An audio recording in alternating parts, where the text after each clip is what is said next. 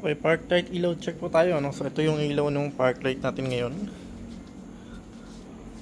So kita-kita naman yung difference talaga pag LED, which is very white talaga siya, no? Very white bright. Lumens niya, ito yung naging parang lumens ng ilaw niya sa atin, ano? So pababa kasi ito. And then ayan yung kita-kita, no? So yung LED light ito guys, yung ating stoplight, saka ito kasi yung sa may ating GV. Okay, so pero yung pinaka park light natin or sa plate light, ito na siya. Ayan, o.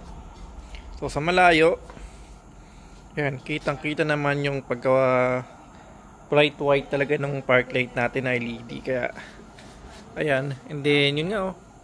Ito yung pinaka white na yan. Ayan, kasama dun sa pinaka ano ng ating plate light, license plate LED, no?